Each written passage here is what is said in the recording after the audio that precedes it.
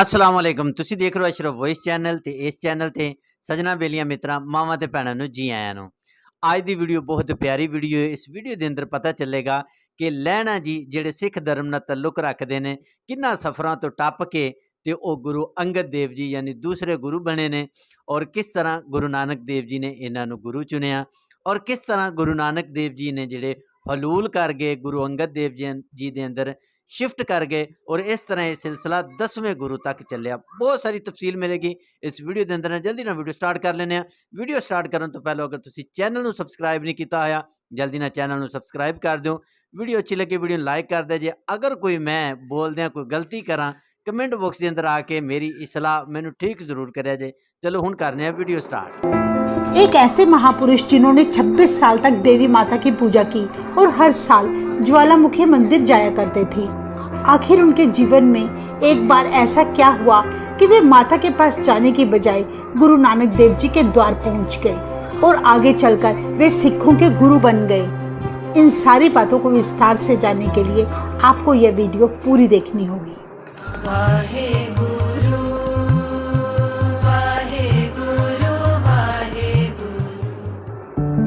इसलिए वे भी अपने पिता की तरह देवी ज्वाला की भक्ति किया करते थे। जब गुरुजी कुछ बड़े हुए तो आपकी शिक्षा दीक्षा का प्रबंध किया गया। पिता फेरूमल जी ने पढ़े लिखे होने के कारण अपने पुत्र को हर प्रकार की शिक्षा दी। सन 1520 में भाई लहना जी का विवाह अमृतसर में रहने वाली माता खिवी जी के साथ संपन्न हुआ, जिनसे उन्हें 2 पुत्रियां बीबी अमरो और बीबी अनोखी जी तथा 2 पुत्र दातू और दासू जी की प्राप्ति हुई। कहते हैं उस समय बाबर का राज था। उसके अत्याचारों से लोग बड़े दुखी थे। उसके हाकिम गांव के गांव लूट कर ले जाया करते थे। इसी तरह एक बार बाबर के हाकिमों ने उनका गांव भी उजाड़ दिया। उसी समय आप जी के पिता खडूर साहिब आकर परिवार समेत बस गए। वहां रहते हुए वे हर साल संगतों का जत्था लेकर देवी माता के दर्शनों को जाया करते थे। सन 1526 में पिता फेरूमल जी की मृत्यु हो जाने के बाद भाई लहना जी को जत्थे का मुखी बनाया गया। कहते हैं इतनी भक्ति करने के बाद भी भाई लहना जी हर समय उदास और असंतुष्ट दिखाई देते थे। उन्हें अपने जीवन में कुछ कमी महसूस होती थी, इसलिए वे अक्सर साधु महात्माओं को मिलकर उनसे प्रभु भक्ति की असली राह पूछा करते थे। कहते हैं 27 वर्ष की उम्र होने पर भाई लहना जी के जीवन में एक ऐसी घटना घटी जिससे उनका सारा जीवन ही बदल गया।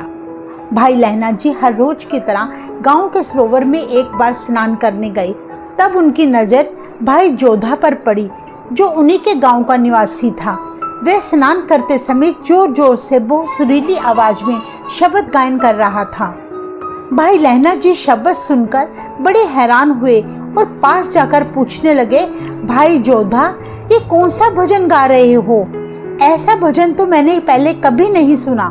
भाई जोधा जी कहने लगे, हे महापुरुष, यह भजन नहीं है, यह तो गुरु नानक देव जी के मुख से निकली हुई रब्बी बाणी है, जो कि सीधा निरंकार से आई है। यह शब्द आशा दीवार की 21वीं पौड़ी का पाठ है, जो मैं अक्सर गाता हूँ। जित सेविए सुख पाइए, सो साहिब सदा संभालिए। जित कीता पाइए अपना, सा काल बुरी क्यों कालिए। मंदा मूल न कीचई, दे लम्मी नदर निहालिए। जो साहिब नाल न हारिए, ते वेहा पासा टालिए। किछ लाहे ऊपर कालिए। इस पवित्र वाणी को जो सच्चे मन से पढ़ता है उसे साक्षात प्रभु के दर्शन होते हैं और वे इस भवसागर से पार हो जाता है। ऐसे वचन सुनकर भाई लहना जी ने पूछा, गुरु नानक देव जी कौन हैं और वे कहाँ रहते हैं? क्या मुझे उनके दर्शन हो सकते हैं? भाई जोधा जी ने बताया कि गुरु नानक देव जी ने रावी नदी के पार करतारपुर नगर बसाया है। वहीं पर वे खेती बाड़ी के साथ साथ संगतों को बानी सुनाकर निहाल किया करते हैं। वे किसी कर्मकांड और जात पात को नहीं मानते, सभी को एक निरंकार से जुड़ने का आदेश देते हैं।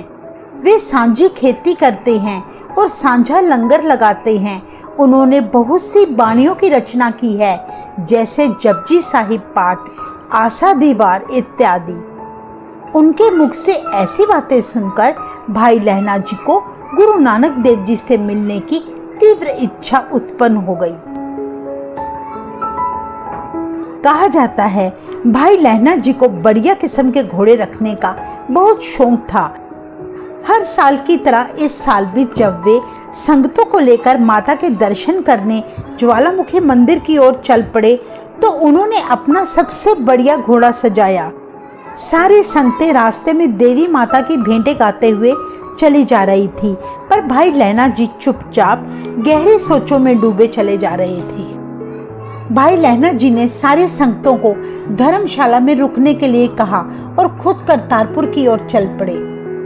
वे बहुत ही जवान, फुर्तीले और मजबूत शरीर वाले थे।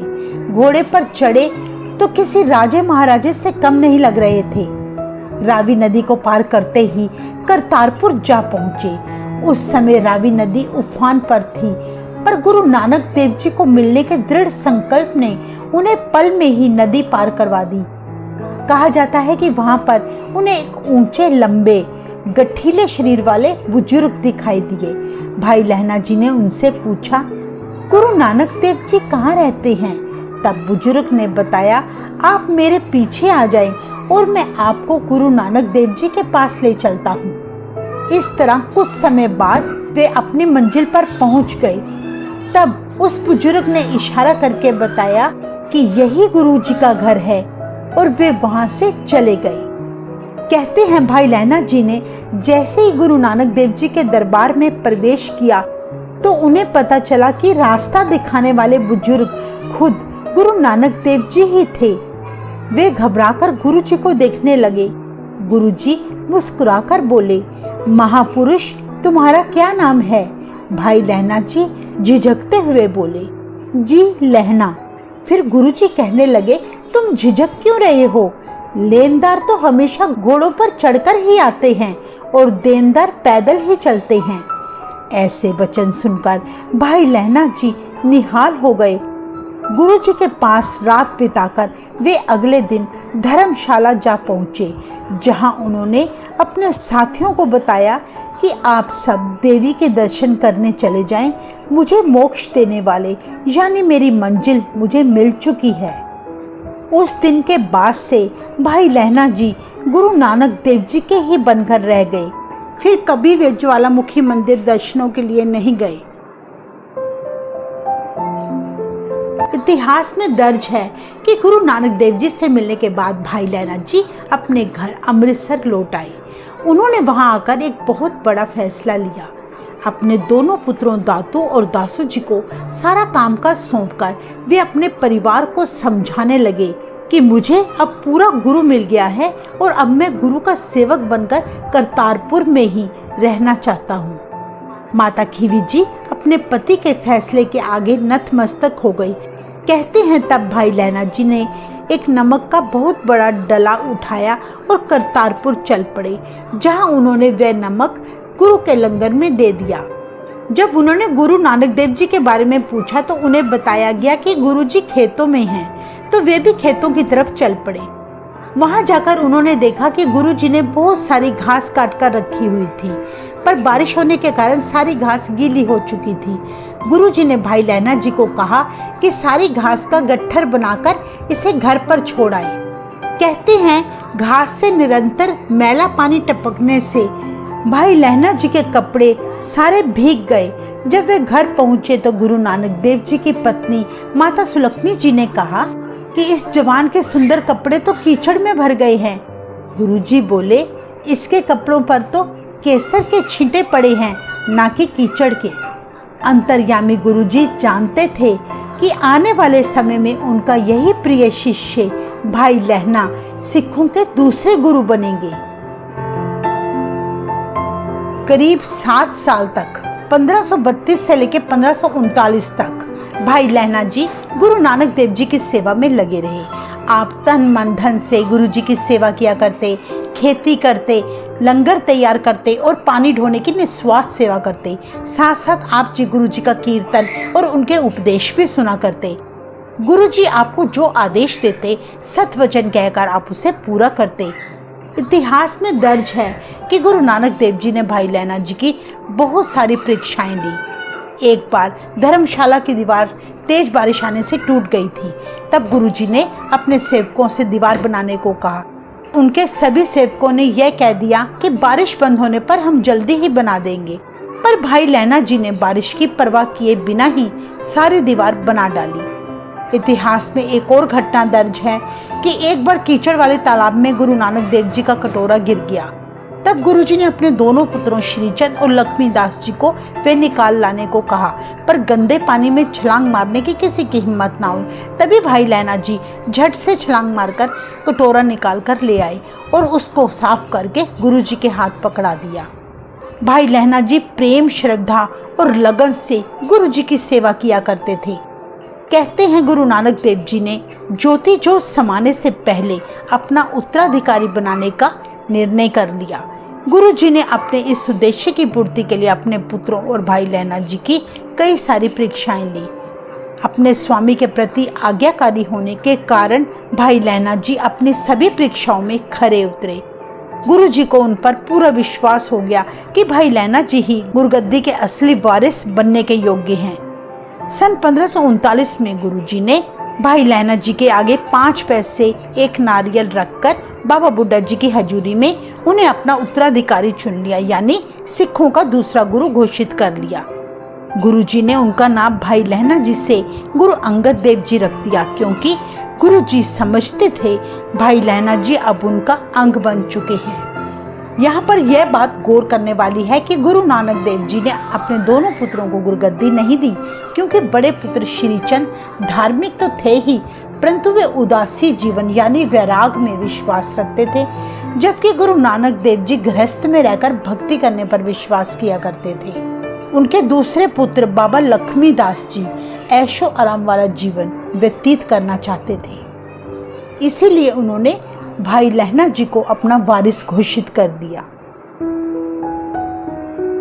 सिखों का दूसरा गुरु बनने के साथ ही गुरु अंगद देव जी गुरु नानक देव जी के आदेश अनुसार खडूर साहिब चले गए, जहां उन्होंने सिखी का प्रचार जोर शोर से किया।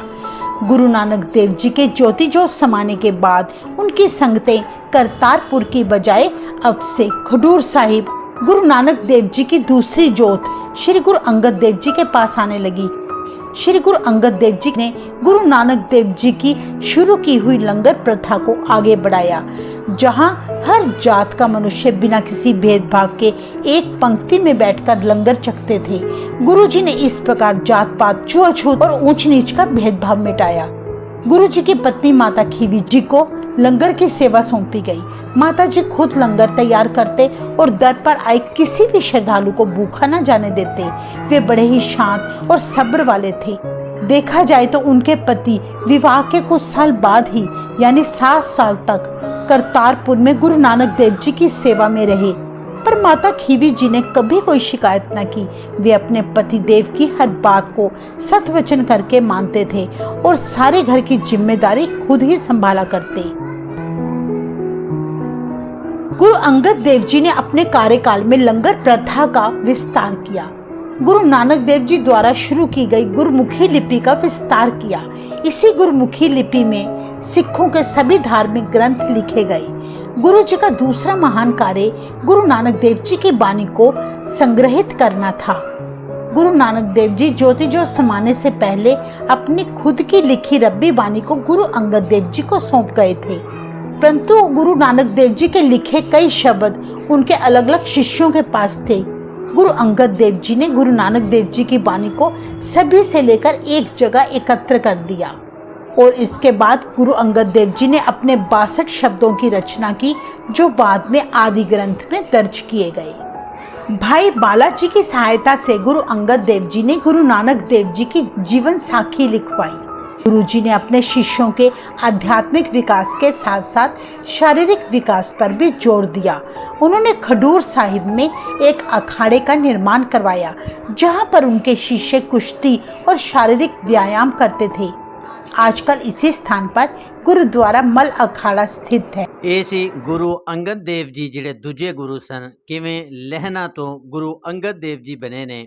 ਇਹ ਪੂਰੀ ਸਟੋਰੀ ਦੱਸੀ ਕਿ ਪਹਿਲੋਂ ਹਿੰਦੂ ਧਰਮ ਨਾਲ ਤਾਲੁਕ ਰੱਖਦੇ ਸੀ, ਦੇਵੀ ਦੇਵਤਿਆਂ ਦੀਆਂ ਪੂਜਾ ਕਰਦੇ ਸੀ, ਲੇਕਿਨ ਫਿਰ ਵੀ ਮੁਤਮਿਨ ਨਹੀਂ ਰਹਿੰਦੇ ਸੀ ਕਿਉਂਕਿ ਸ਼ਿਰਕ ਕਰ ਰਹੇ ਸੀ ਨਾ। ਤੇ ਔਰ ਸ਼ਿਰਕ ਕਰਕੇ ਬੰਦਾ ਕਦੀ ਵੀ ਜਿਹੜਾ ਸਕੂਨ 'ਚ ਨਹੀਂ, ਮੁਤਮਿਨ ਨਹੀਂ ਹੁੰਦਾ ਜਿੰਨਾ ਚਿਕਰ ਰੱਬ ਦੀ ਜਿਹੜੀ ਉਹ ਪੂਜਾ ਨਾ ਕੀਤੀ ਜਾਵੇ। ਤੇ ਫਿਰ ਉਹ ਕਿਸ ਤਰ੍ਹਾਂ ਗੁਰੂ ਨਾਨਕ ਦੇਵ ਜੀ ਨੂੰ ਮਿਲੇ, ਤੁਸੀਂ ਸਾਰੀ ਹਿਸਟਰੀ ਸੁਣੀ ਹੈ। ਤੇ ਔਰ ਕਿਸ ਤਰ੍ਹਾਂ ਉਹਨਾਂ ਨੇ ਖਿਦਮਤ ਕੀਤੀ ਗੁਰੂ ਨਾਨਕ ਦੇਵ ਜੀ ਦੀ, ਔਰ ਗੁਰੂ ਨਾਨਕ ਦੇਵ ਜੀ ਨੇ ਮੁਖਤਲਿਫ ਮੌਕਿਆਂ 'ਤੇ ਆਜ਼ਮਾਇਆ।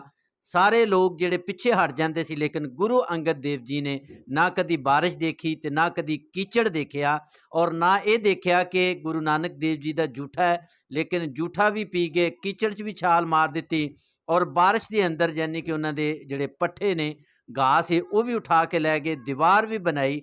ਯਾਨੀ ਜਿਹੜੀਆਂ ਸਾਰੀਆਂ ਅਜ਼ਮਾਇਸ਼ਾਂ 'ਚੋਂ ਜਦੋਂ ਪੂਰੇ ਨਿਕਲ ਗਏ ਤੇ ਉਸ ਵੇਲੇ ਫਿਰ ਗੁਰੂ ਨਾਨਕ ਦੇਵ ਜੀ ਨੇ ਕਿਹਾ ਕਿ ਅਸਲੀ ਹੱਕਦਾਰ ਜਿਹੜੇ ਨੇ ਇਹੀ ਨੇ ਜਿਨ੍ਹਾਂ ਨੇ ਮਤਲਬ ਇਹ ਸੇਵਾ ਕੀਤੀ, ਔਰ ਇਹਨਾਂ ਨੂੰ ਦੂਜੇ ਗੁਰੂ ਜਿਹੜਾ ਉਹ ਚੁਣ ਲਿਆ। ਅੱਛਾ, ਇਸ ਦੇ ਵਿੱਚ ਇਹ ਨਹੀਂ ਜ਼ਿਕਰ ਕੀਤਾ ਗਿਆ ਕਿ ਕਿਸ ਤਰ੍ਹਾਂ, ਮਤਲਬ ਇਹਦੇ 'ਚ ਇਹ ਜ਼ਿਕਰ ਕੀਤਾ ਗਿਆ ਕਿ ਗੁਰੂ ਨਾਨਕ ਦੇਵ ਜੀ ਨੇ 5 ਪੈਸੇ ਤੇ ਨਾਰੀਅਲ ਰੱਖ ਕੇ ਤੇ ਇਹਨਾਂ ਨੂੰ ਉਹ ਚੁਣ ਲਿਆ।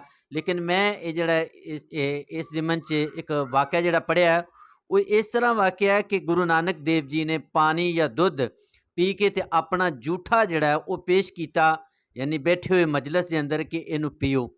ਤੇ ਉਹ ਮਜਲਿਸ ਦੇ ਅੰਦਰ ਬੈਠੇ ਹੋਏ ਕਿਸੇ ਨੇ ਵੀ ਯਾਨੀ ਕਿ ਪੀਣ ਦੀ ਜ਼ਰੂਰਤ ਨਾ ਕੀਤੀ, ਬਲਕਿ ਡਿਸਲਾਈਕ ਕੀਤਾ, ਪਸੰਦ ਨਹੀਂ ਕੀਤਾ ਗੁਰੂ ਨਾਨਕ ਦੇਵ ਜੀ ਦਾ ਜੂਠਾ ਪੀਣ 'ਤੇ। ਲੇਕਿਨ ਗੁਰੂ ਅੰਗਦ ਦੇਵ ਜੀ ਨੇ ਉਹ ਜਿਹੜਾ ਪੀ ਲਿਆ, ਉਹ ਪਾਣੀ ਜਾਂ ਦੁੱਧ ਸੀ, ਉਹ ਲਿਕਵਿਡ ਸੀ, ਉਹਨੂੰ ਪੀ ਲਿਆ। ਔਰ ਗੁਰੂ ਨਾਨਕ ਦੇਵ ਜੀ ਨੇ ਫਿਰ ਕਿਹਾ ਕਿ ਅਸਲ ਜਿਹੜੇ ਨੇ ਗੁਰੂ ਬਣਨ ਦੇ ਹੱਕਦਾਰ ਜਿਹੜੇ ਇਹ ਨੇ। ਫਿਰ ਗੁਰੂ ਅੰਗਦ ਦੇਵ ਜੀ ਨੇ ਜਿਹੜੇ ਗੁਰੂ ਨਾਨਕ ਦੇਵ ਜੀ ਦੇ ਮਨਸਬ ਨੂੰ ਲੈ ਕੇ, ਉਹਨਾਂ ਦੇ ਮਿਸ਼ਨ ਨੂੰ ਲੈ ਕੇ ਅੱਗੇ ਚੱਲੇ, ਔਰ ਉਹਨਾਂ ਦੇ ਜਿਹੜੇ ਮਤਲਬ ਬੋਲ ਸਨ, ਜਿਹੜੇ ਕੌਲ ਸਨ, ਉਹਨਾਂ ਨੂੰ ਗੁਰਮੁਖੀ ਦੇ ਅੰਦਰ ਜਿਹੜਾ ਉਹ ਲਿਖਿਆ। ਗੁਰੂ ਅੰਗਦ ਦੇਵ ਜੀ ਨੇ ਗੁਰਮੁਖੀ ਜਿਹੜੀ ਪੰਜਾਬੀ ਹੈ ਇਹਦਾ ਆਗਾਜ਼ ਕੀਤਾ, ਇਹਨੂੰ ਸਟਾਰਟ ਕੀਤਾ, ਇਹ ਜਿਹੜਾ ਮਤਲਬ ਇਜਾਦ ਕੀਤੀ। ਫਿਰ ਗੁਰਮੁਖੀ ਪੰਜਾਬੀ ਦੇ ਵਿੱਚ ਹੀ ਸਾਰੀ ਸਿੱਖੀ ਜਿਹੜੀ ਹੈ ਉਹ ਲਿਖੀ ਗਈ। ਔਰ ਇਸ ਤਰ੍ਹਾਂ ਜਿਹੜਾ ਹੈ ਨਾ, ਮਤਲਬ ਇਹ ਆ ਕਿ ਗੁਰੂ ਨਾਨਕ ਦੇਵ ਜੀ ਨੇ ਜਿਹੜੇ ਉਹ ਗੁਰੂ ਅੰਗਦ ਦੇਵ ਜੀ ਦੇ ਵਿੱਚ ਹਲੂਲ ਕਰ ਗਏ, ਯਾਨੀ ਉਹਨਾਂ ਦੇ ਵਿੱਚ ਸ਼ਿਫਟ ਹੋ ਗਏ। ਔਰ ਇਸੇ ਤਰ੍ਹਾਂ ਇਹ ਰਵਾਇਤ ਚੱਲੀ ਆਉਂਦੀ, ਜਿਵੇਂ 10 ਗੁਰੂ ਨੇ, ਇਸੇ ਤਰ੍ਹਾਂ ਗੁਰੂ ਨਾਨਕ ਦੇਵ ਜੀ ਜਿਹੜੇ ਨੇ ਉਹ ਇਸੇ ਤਰ੍ਹਾਂ ਮਤਲਬ ਉਹ ਅਗਾਂਹ ਸ਼ਿਫਟ ਹੁੰਦੇ ਜਾਂਦੇ ਨੇ। ਮਤਲਬ ਕਿ ਪਹਿਲੇ ਤੋਂ ਦੂਜੇ, ਤੀਜੇ, ਚੌਥੇ, ਯਾਨੀ ਹਰ ਗੁਰੂ ਦੇ ਅੰਦਰ ਗੁਰੂ ਨਾਨਕ ਦੇਵ ਜੀ ਜਿਹੜੇ ਨੇ ਅੰਦਰ ਸ਼ਿਫਟ ਹੋ ਜਾਂਦੇ ਨੇ, ਔਰ ਅੱਗੇ ਯਾਨੀ ਇਹ ਸਿਲਸਿਲਾ ਜਾਰੀ ਰਹਿੰਦਾ ਹੈ। ਔਰ ਐਂਡ 'ਤੇ ਆ ਕੇ ਗੁਰੂ ਗੋਬਿੰਦ ਸਿੰਘ ਜੀ ਜਿਹੜੇ ਸਨ, ਉਹਨਾਂ ਦੇ 2 ਬੇਟੇ ਸੀ, ਉਹਨਾਂ ਦੀ ਕਿਵੇਂ ਮਤਲਬ ਡੈਥ ਹੋਈ ਤੁਹਾਨੂੰ ਪਤਾ ਹੈ। ਫਿਰ ਚੂँਕਿ ਸਿਲਸਿਲਾ ਮੁੱਕ ਗਿਆ, ਫਿਰ ਗੁਰੂ ਗੋਬਿੰਦ ਸਿੰਘ ਜੀ ਨੇ ਮਤਲਬ ਗੁਰੂ ਗ੍ਰੰਥ ਸਾਹਿਬ ਨੂੰ ਮਤਲਬ ਕਿਹਾ ਕਿ ਇਹ ਆਖਰੀ ਗੁਰੂ ਨੇ, ਇਹਦੇ ਮੁਤਾਬਕ ਜਿਹੜੇ ਸਿੱਖਾਂ ਨੇ ਜ਼ਿੰਦਗੀ ਗੁਜ਼ਾਰਨੀ। ਬਹੁਤ ਅੱਛੀ ਵੀਡੀਓ ਸੀ। ਤੁਹਾਨੂੰ ਵੀਡੀਓ ਕੈਸੀ ਲੱਗੀ ਕਮੈਂਟ ਬਾਕਸ ਦੇ ਅੰਦਰ ਆ ਕੇ ਜ਼ਰੂਰ ਦੱਸਣਾ। ਵੀਡੀਓ ਦਾ ਇਖਤਤਾਮ ਇੱਥੇ ਹੀ ਕਰਨੇ ਆ, ਮਿਲਾਂਗੇ ਇੱਕ ਨਵੀਂ ਵੀਡੀਓ ਦੇ ਨਾਲ।